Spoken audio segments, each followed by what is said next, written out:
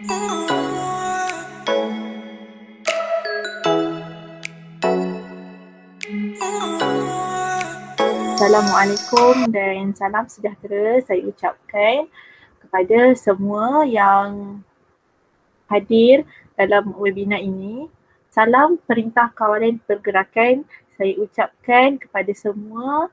Diharapkan kalian yang menonton webinar ini terus patuh kepada SOP yang telah kerajaan kita tetapkan.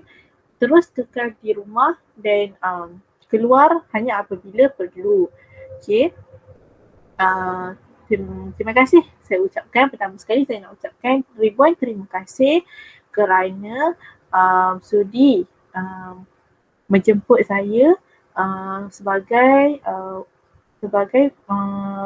speaker pada hari ini, dan saya juga mengucapkan tahniah kepada urus setia yang terlibat kepada dalam program webinar pengurusan stres pembelajaran secara dalam talian ini, dan saya harapkan terima kasih kerana sudi menganjurkan program yang sebegini. Saya rasa program ini adalah salah satu yang baik untuk kita lakukan dan ianya banyak manfaat terutamanya kepada golongan pelajar.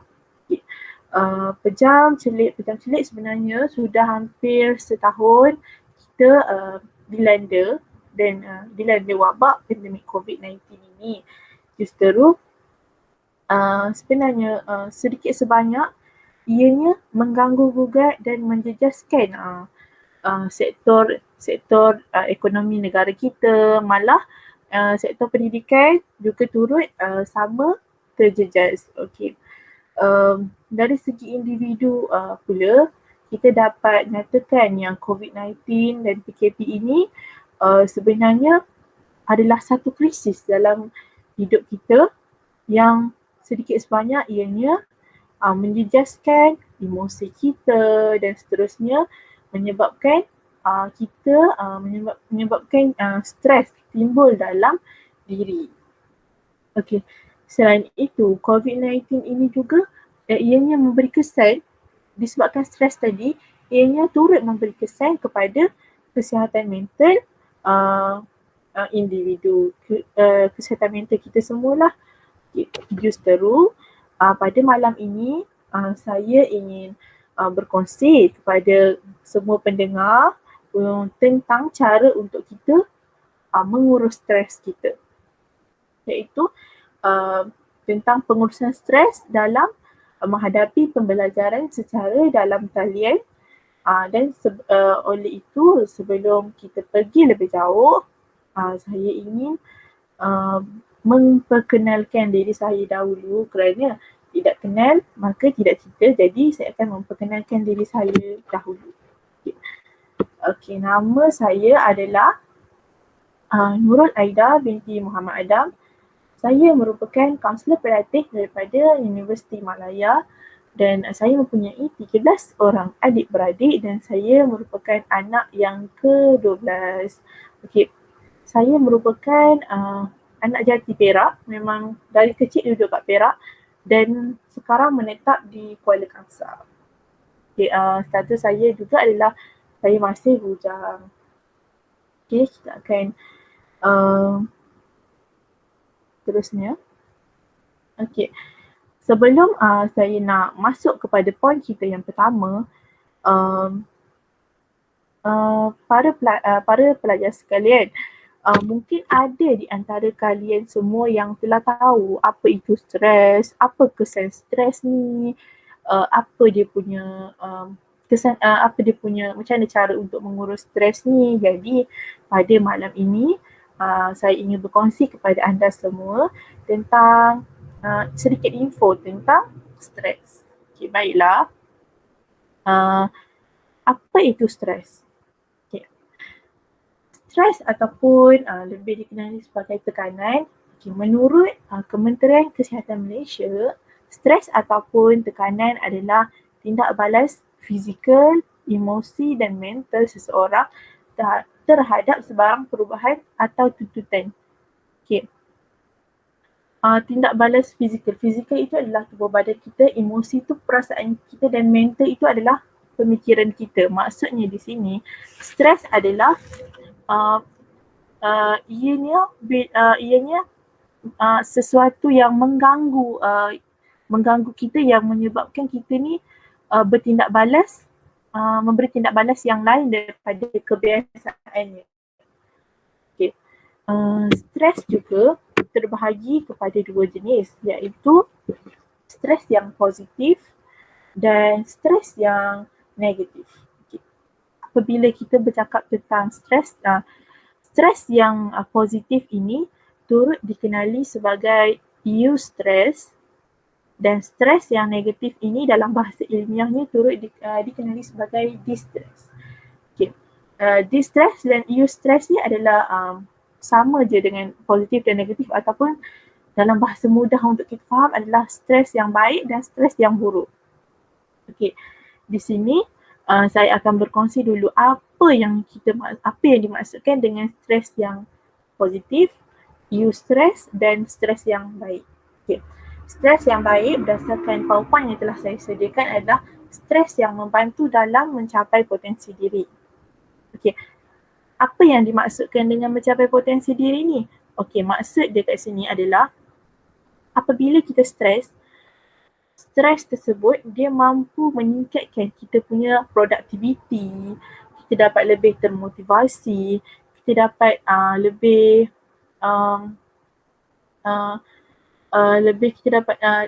bila kita termotivasi tu kita dapat mencongkil potensi diri kita yang kita tak pernah tahu pun wujud. Okey. Misalnya sebagai contoh dalam skop bidang pelajar lah. Okay, dalam skop bidang pelajar, kita sebagai pelajar, contohnya apabila pensyarah bagi kita tugasan. Okey. Bagi kita tugasan. Jadi bila tugasan tu macam lain daripada yang kita selalu lakukan, bila kita akan bertindak balas tu, bila kita nak siapkan tu, kita akan mencabar kita punya diri. Dari situlah, itu yang kita maksudkan adalah kita dapat mencungkil bakat baru dalam diri kita. Sebab kita nak siapkan tugasan tu, kita kena buat. Jadi dengan cara itu sebenarnya kita mencabar diri kita secara kita tidak sedar. Jadi itu adalah satu stres yang boleh dikatakan stres yang baik, sebab kita dapat tahu lebih lagi pasal diri kita. Okay. Yang seterusnya adalah stres yang negatif ataupun distress ataupun stres yang buruk lah. Okay. Stres yang buruk ni dia berlawanan je dengan stres yang positif tadi, iaitu stres yang mengurangkan prestasi dan membuatkan kita rasa hilang kawalan. Okay. Contohnya, maksud stres, contoh dia apabila hal ini, stres ini dia akan mengganggu kita punya aktiviti harian. Bila kita ada stres yang negatif ni, ia mengganggu kita punya aktiviti harian kita. Dia bukan sahaja mengganggu dari aspek psikologi, tetapi dia psikologikal, dia turut mengganggu dari aspek fizikal. Okay.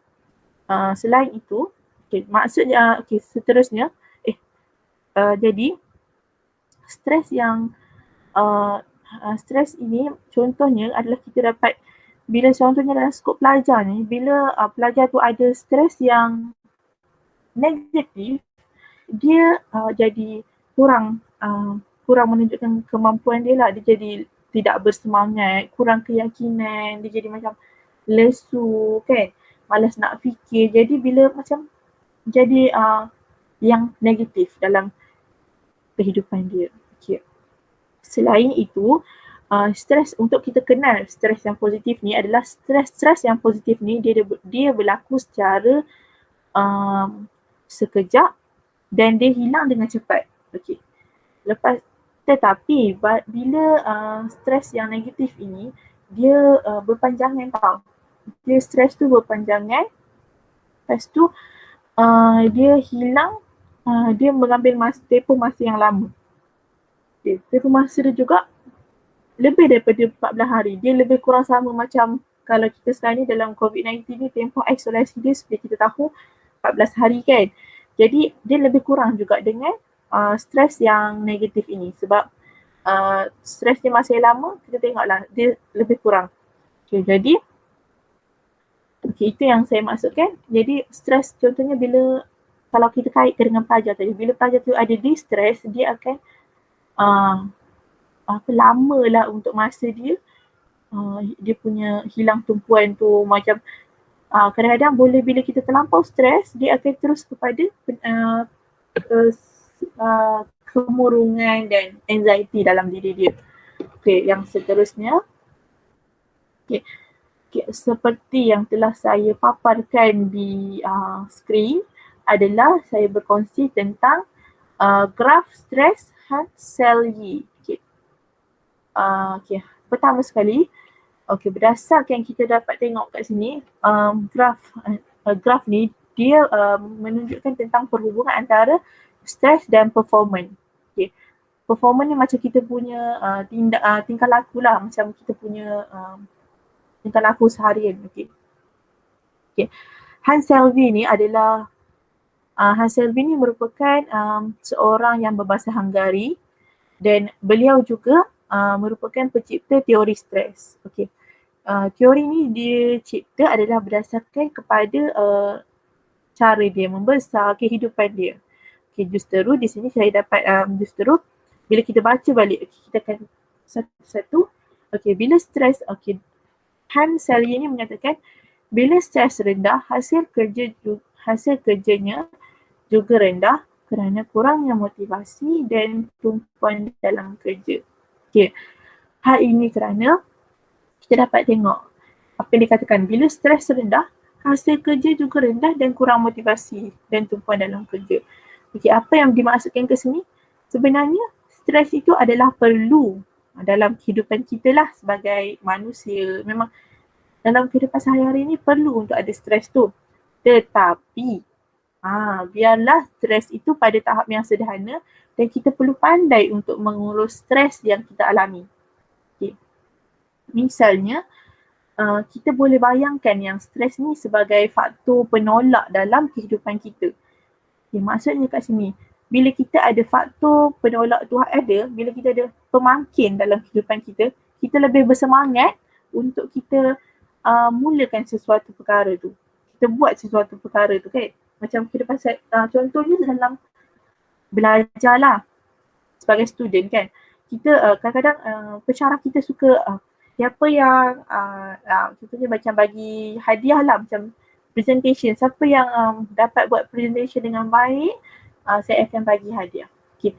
Bila kita ada hadiah tu, kita anggaplah hadiah tu sebagai stres. Jadi bila kita ada hadiah tu, kita akan lebih termotivasi untuk kita buat dengan lebih baik supaya kita dapat hadiah tu. Okay. Seterusnya, bila stres berada di tingkat tinggi, seseorang itu akan mengalami stres dan menunjukkan tanda-tanda stres. Okay, ini yang saya maksudkan tadi. Yang kita perlukan stres itu tetapi pada tahap sederhana. Bila stres kita tinggi pula, kita akan ada tekanan dan tanda-tanda stres. Kan itu yang tidak baik. Jadi, kita baca nombor 3 pula, stres di peringkat sederhana adalah yang paling baik. Okay, ini saya maksudkan tadi, paling baik adalah stres di peringkat sederhana kerana ia akan meningkatkan motivasi dan perkembangan hidup seseorang itu. Okay. Jadi, pelajar-pelajar semua, saya harapkan bila saya tahu masing-masing ada cara penyesuaian. Jadi, kita perlu cari cara untuk kita membuat penyesuaian, kita cope dengan stres yang kita alami itu. Okay. Bila rasa macam diri tu rasa macam mula untuk stres, kita boleh mencari apa yang kita suka untuk kita stabilkan balik, memastikan stres kita itu berada di tahap sederhana untuk kita teruskan hidup kita. Jangan biarkan stres dalam tinggi itu, stres dalam diri itu terlampau tinggi kerana kita boleh berehat, kita perlu take a break untuk kita terus maju. Jangan terus memaksa diri kita sehingga menyebabkan bila kita terus paksa diri kita untuk belajar, bila kita terus paksa buat tu, kita akan jadi tertekan, kita akan jadi macam kesihatan mental kita akan terganggu. Sebab kita perlukan kalau untuk kita nak buatkan sesuatu tu dengan baik, kita mesti ada rasa seronok. Okay. Itu yang saya maksudkan. Dengan kita perlu berada di tahap stres yang sederhana, kita buat sesuatu tu dengan rasa seronok. Bila kita seronok, kita happy, kita akan buat benda tu dengan baik. Okay. Seterusnya. Okay. Tadi kita telah mengetahui tentang apa itu stres, lepas tu kita telah mengetahui tentang jenis-jenis stres, lepas tu kita telah mengetahui tentang graf yang graf tentang hubungan antara stres dan performance yang telah dibuat oleh pakar teori stres kita, iaitu Hans Selye. Okey, di sini saya nak berkongsi kepada kalian semua tentang kesan stres. Okey, kita semua tahu kan stres ni memberi kesan baik dan buruk dalam kehidupan seharian kita. Di sini saya ingin berkongsi kesan stres yang kesan daripada kita tak mengurus stres kita dengan baik. Okey. Kesan stres ada terbahagi kepada empat aspek. Okey, iaitu aspek fizikal, aspek psikologikal, aspek fikiran dan aspek fikiran dan tingkah laku. Okay, aspek fizikal ni seperti apa yang kita lihat lah, badan kita macam badan kita. Psikologikal ni dari segi psikologi, daripada pemikiran kita dalaman lah. Lepas tu fikiran ni dari segi fikiran kita dan tingkah laku ni dari segi behavior, daripada apa perbuatan kita. Okay, pertama saya akan terangkan dulu dari aspek fizikal.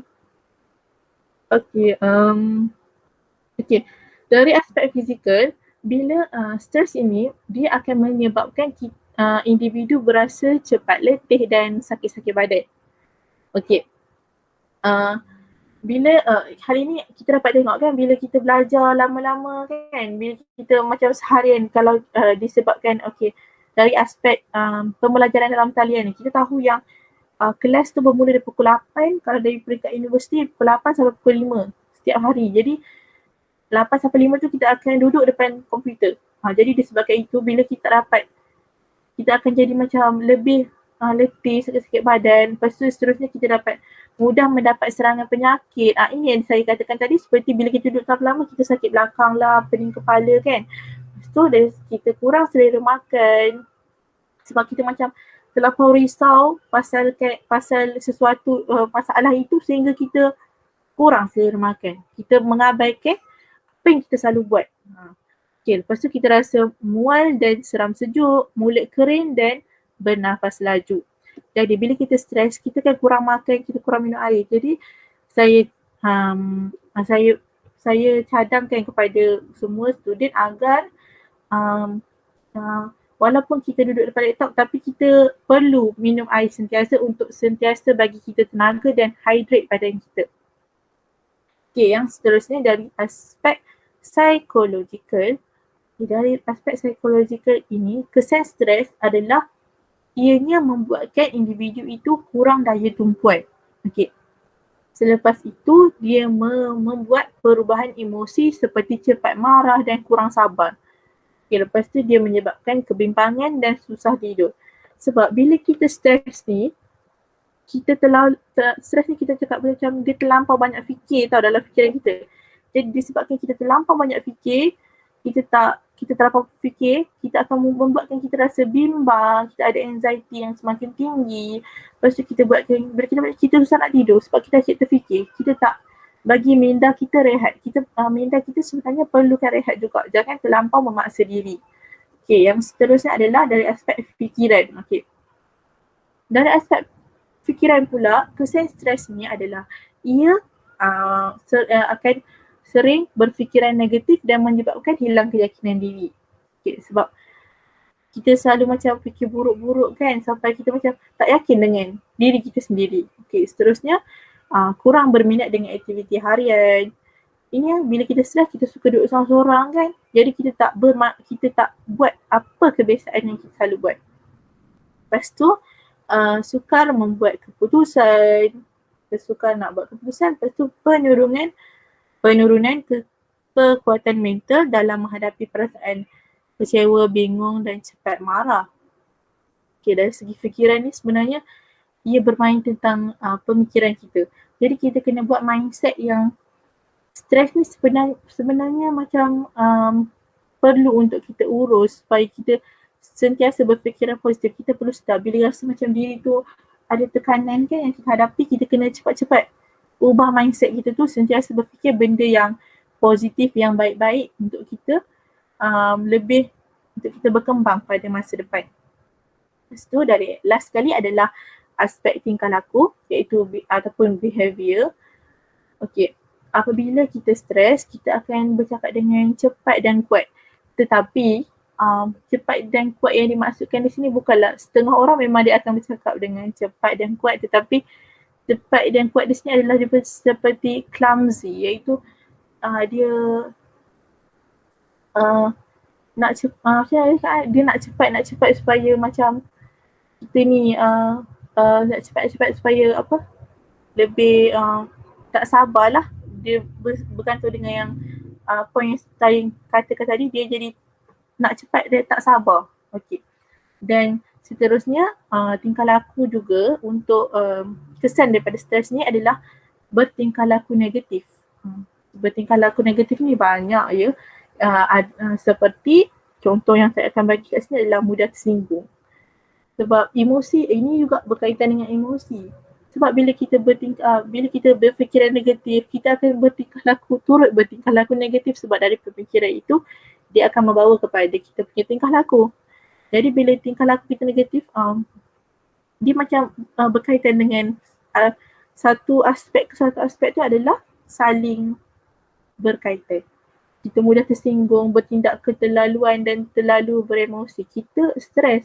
Kita tak dapat berfikir dengan sebenarnya kita sepatutnya berfikir. Kita berada bukan pada kebiasaan diri kita. Okay. Seterusnya adalah daripada tingkah laku, kita kurang kecekapan diri seperti sering membuat kesilapan dan mudah lupa. Okay, sebab contohnya di sini, dari segi macam mana nak cakap ya, dia bila kita mudah lupa ni, maksud bila stres ni dia akan mengganggu kita punya pemikiran kan. Jadi kita anda semua akan terlampau memikirkan kepada isu yang menyebabkan anda stres itu. Contohnya anda perlu untuk menyiapkan tugasan itu, tapi tugasan itu anda tak dapat siapkan dalam masa yang ditetapkan. Jadi anda menyebabkan anda punya emosi itu tak dalam keadaan yang baik. Jadi hal-hal lain juga, kalau anda terlampau memikirkan hal itu, hal-hal lain juga membuatkan anda lupa. Okay. Seterusnya, kurang produktiviti kerja dan menidakkan keupayaan diri. Okay. Dan yang seterusnya, oleh sebabkan itu juga, disebabkan itu juga, saya akan berkongsi pada awal tadi, disebabkan stres juga, saya ingin berkongsi tentang pembelajaran dalam talian, iaitu kerana disebabkan stres ini semakin meningkat disebabkan pandemik COVID-19 ini. Seperti kita sedia maklum, ianya turut memberi kesan kepada sistem pendidikan, iaitu pembelajaran bersemuka, sekolah-sekolah, universiti terpaksa ditutup dan terpaksa untuk ditukar kepada pembelajaran secara dalam talian. Justru disebabkan isu-isu penukaran ini telah membuatkan kita ni berasa pelajar-pelajar kebanyakannya tak dapat membuat adaptasi dengan baik, dan sekaligus bila kita dapat membuat adaptasi, ianya memberi tekanan dalam diri kita semasa pandemik inilah.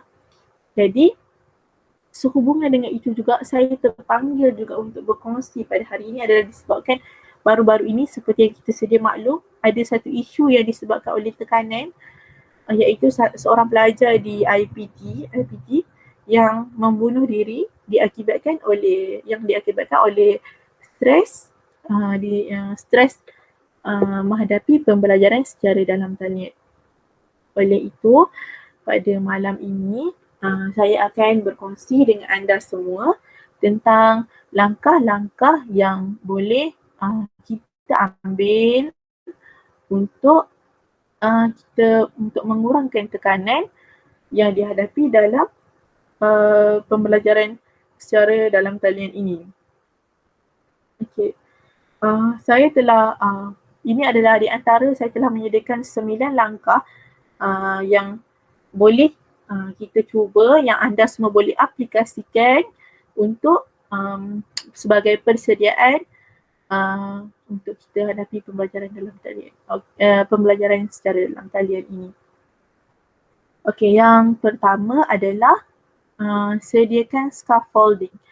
Sediakan scaffolding, rubrik, senarai semak, contoh jawapan untuk soalan ujian, maklumat latar belakang, glosari, menawarkan kelonggaran pada tarikh akhir dan peluang untuk melakukan tugas semula. Okey, maksud untuk yang pertama ni adalah kita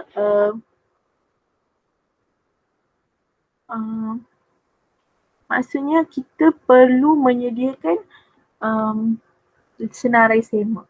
Senarai semak ini adalah untuk kita sebagai guideline kita untuk kita tahu apa yang patut diselesaikan dulu dan apa yang sepatut diselesaikan kemudian, supaya bila kita ada senarai semak semua ni, ianya akan sistem pembelajaran kita ni akan lebih teratur. Hal ini kerana kita sedia maklum yang pembelajaran dalam talian ni ia merupakan kadang-kadang tu inisiatif kita sendiri. Jadi untuk mengelakkan tekanan yang disebabkan oleh terlepas tarikh submission, baru sedar yang esok kena hantar tugasan. Jadi kita perlu, jadi langkah yang kita boleh ambil adalah kita sediakan senarai semak semua. Kita cari-carilah glosari yang diperlukan. Kita kalau perlu untuk meminta kelonggaran daripada pensyarah, boleh minta. Itu yang langkah-langkah pertama yang kita boleh ambil. Hal ini kerana pensyarah dan pelajar dua-dua sedang membuat adaptasi untuk pembelajaran dalam talian ini. Jadi apabila kita merasakan hal itu boleh untuk kita meminta sedikit kelonggaran, kita menggunakan budi bicara agar kita sebagai pelajar tidak tertekan. Okey, yang kedua pula adalah meluangkan sedikit masa rehat dengan melakukan aktiviti yang disukai sebelum menyambung kerja yang hendak diselesaikan. Okey, hal ini sering berlaku lah bila sebagai student sedia maklum yang minggu-minggu akhir seperti minggu ke-14, minggu ke-13 tu, minggu ke-3 minggu terakhir tu memang kita panggil minggu paling busy lah untuk seorang student. Okay, jadi apabila merasakan kerja itu membebankan diri, kita rasa macam dah penat kan. Jadi tidak salah untuk kita mengambil masa rehat. Kita mengambil masa rehat tu, kita take 5 ke, kita pergi. Kalau suka masak, kita buat apa yang kita suka. Contohnya macam saya sendiri, saya suka masak. Jadi bila saya rasa macam saya tak boleh, saya rasa macam tugasan itu terlampau berat untuk saya. Sebelum ianya mengganggu kesihatan mental saya suka masak, jadi saya akan pergi dapur dan saya akan memasak. Saya akan buat apa yang saya suka. Selepas tu bila kita dah buat apa yang kita suka, jadi seronok. Jadi bila kita seronok, kita lebih bersemangat untuk kita buat kerja tersebut. Jadi di sini adalah cara-cara untuk kita urus stres kita. Okay. Tetapi apabila kita ambil masa rehat itu, kita janganlah pula bila kita dah ambil masa rehat itu, kita on track balik. Kita kena disiplinkan diri kita supaya kita dapat membahagikan masa untuk kita rehat dan menggunakan masa untuk kita belajar. Dan yang seterusnya, yang ketiga adalah menukar plan internet ke plan yang lebih baik dan mempunyai banyak manfaat. Okey. Maksudnya di sini disebabkan pembelajaran dalam talian, Google Meet, Microsoft Teams, Zoom dan sebagainya itu memakan plan internet yang banyak dan menggunakan wifi yang menggunakan data yang tinggi. Justru apa yang selalu menyebabkan stres dalam kalangan pelajar ini meningkat adalah disebabkan oleh masalah internet. Justru masalah internet adalah masalah utama yang mengganggu pelajar-pelajar lah. Justru apa yang kita boleh lakukan adalah untuk mengelakkan daripada kita stres yang berpanjangan disebabkan isu ini, saya galakkan kepada semua yang berkemampuan untuk kita tukar plan internet ke plan yang lebih baik dan mempunyai banyak manfaat. Okay, contohnya kita buatlah kajian sikit tentang kita tahu kita duduk di kawasan pedalaman dan kawasan pedalaman dan kita dapat tengok yang satu kelas kita dapat tengok yang lain tak berapa bagus kan, jadi kita boleh tukar dan membuat kajian dan meminta pandangan kepada yang lebih pakar mana yang bagus lain plannya supaya kita dapat manfaat dengan baiklah, supaya kita tak terganggu dan kita boleh kekal fokus untuk kelas dalam talian tersebut. Seterusnya adalah berkongsi tentang permasalahan ini dengan ahli keluarga dan rakan-rakan. Okey, ini yang saya rasakan adalah salah satu perkara yang sangat penting. Okey, sebabnya sebagai seorang pelajar kita dapat tengok waktu kelas tu memang dari pagi sampai petang kan. Jadi dari pukul 8 pagi tu memang kita akan duduk depan laptop, rehat sekejap tengah hari. Itu kadang-kadang dia tak sempat dan terus sampai petang. Jadi untuk itu kita macam tak ada masa untuk berkongsi perasaan kita. Malam kita dah sibuk dengan tugasan-tugasan lain kan. Jadi cuba curi masa yang ada, bercuri masa untuk kita berkongsi dengan apa yang kita hadapi itu dengan rakan-rakan, dengan ahli keluarga lah, ahli keluarga yang paling dekat dengan kita.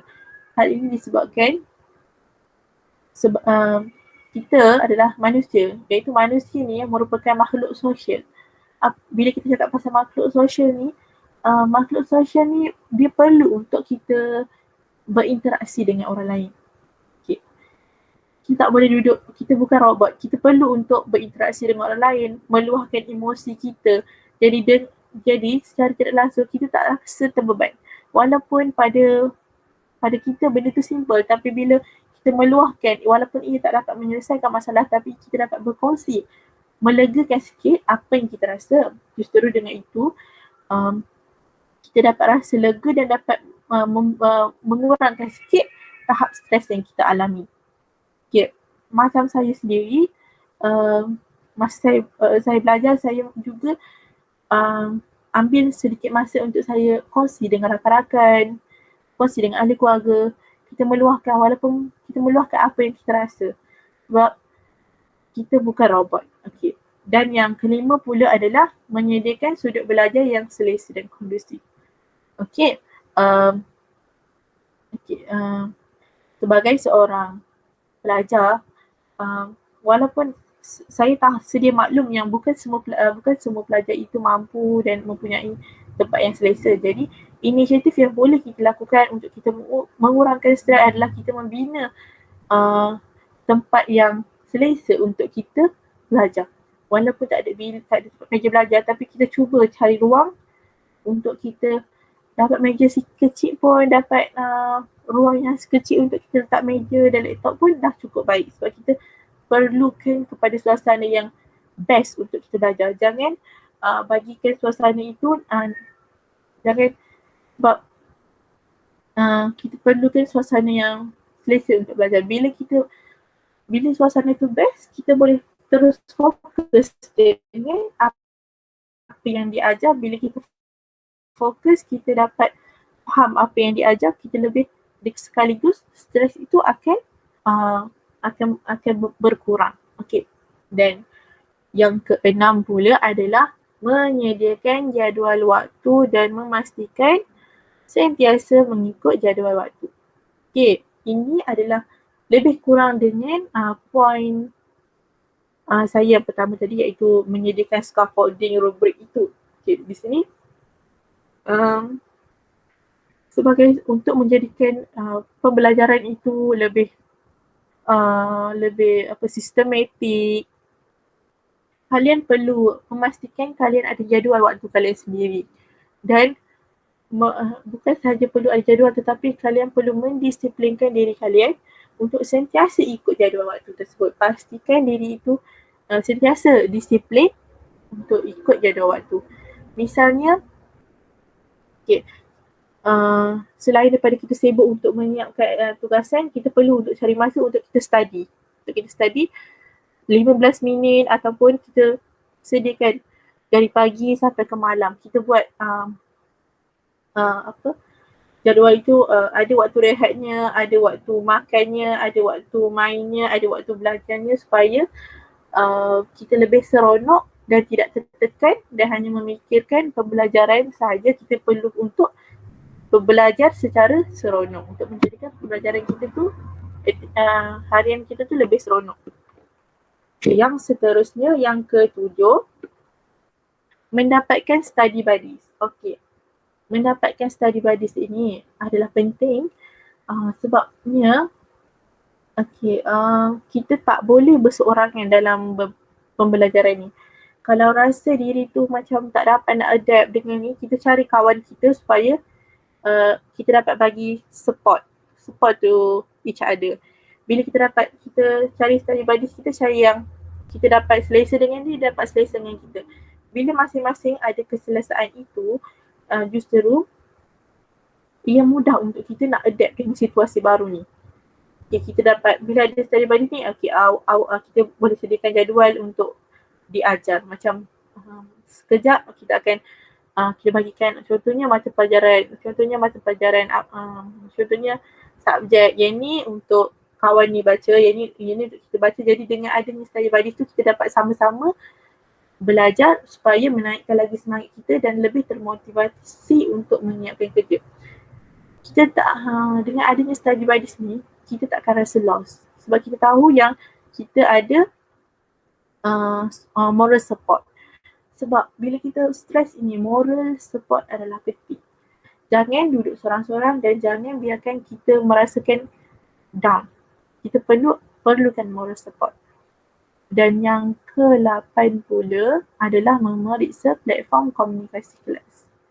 Okay. Sentiasalah perlu untuk memeriksa platform komunikasi kelas kerana untuk lebih sistematik pembelajaran dalam talian ini, perlu lebih fokus dan perlu lebih orang panggil lebih sistematik. Contohnya nanti hal ini kerana apabila kita tidak memeriksa dahulu platform yang digunakan, ia akan menyebabkan kita lambat untuk masuk ke kuliah ataupun kita lambat untuk masuk ke kuliah. Bila kita lambat untuk masuk ke kuliah, ia menyebabkan kita jadi stres. Kita akan membuat kita tekanan. Bila kita last minute preparation itu. Okay. Dan yang terakhir adalah dapat dilakukan adalah pelajar perlu memaklumkan kepada guru sekiranya mempunyai masalah atau isu yang berkait dengan teknologi. Okey. Apa yang sering berlaku yang menyebabkan pelajar stres adalah laptop rosak, bila nak dekat tarikh pantaran, laptop rosak, handphone rosak, macam-macam lagi lah yang yang di luar kemampuan kita.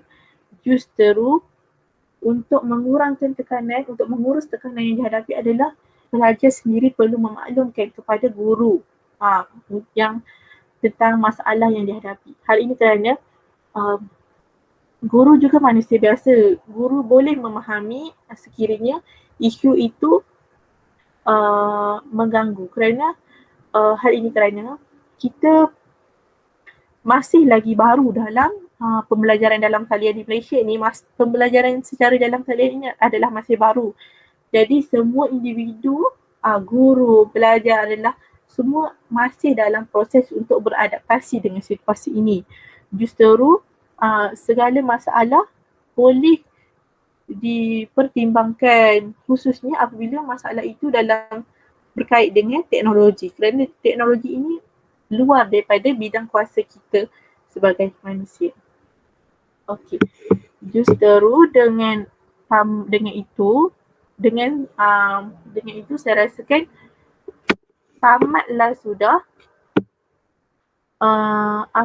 perkongsian saya pada malam ini. Okey, pada awal tadi dengan itu tamatlah sudah, dan saya harapkan apa yang telah saya kongsikan kepada semua mendatangkan manfaat yang baik kepada semua yang menonton webinar ini. Yang baik itu daripada Allah dan segala kekurangan itu adalah daripada diri saya sendiri. Okay, secara keseluruhannya pada webinar ini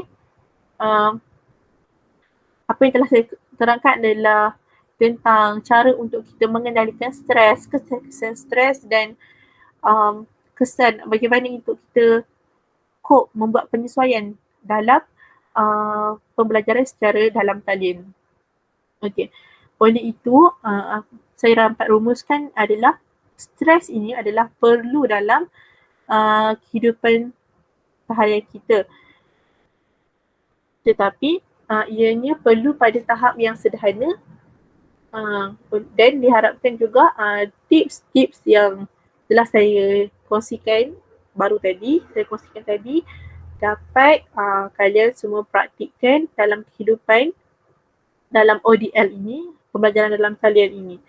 Okay, oleh itu terima kasih saya ucapkan